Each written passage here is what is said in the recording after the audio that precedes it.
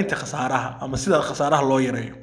dabcan marka aad training samaynayso ama sida crypto maadaama iska khasaaro badan tahay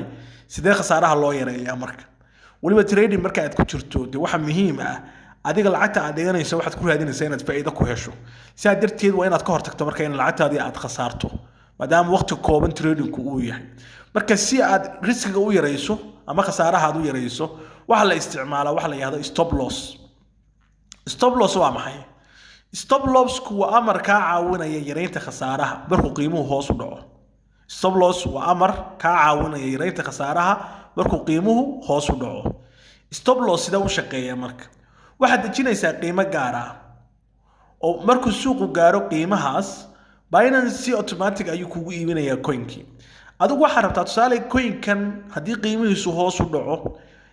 khasaaro galo in aadan aad u sii khasaarin laakiin markuu qiimuhu uu hoos soo dhaco in coin-ka lagu iibiyo kadibna lacagtaadii aad cash ku hesho adigoo maqan baa adigoo aan ku jirin ama adigoo aan Binance isticmaalayn ama adoo shaqada goonida kuwa wata ayaa coin-kii hoos soo dhacay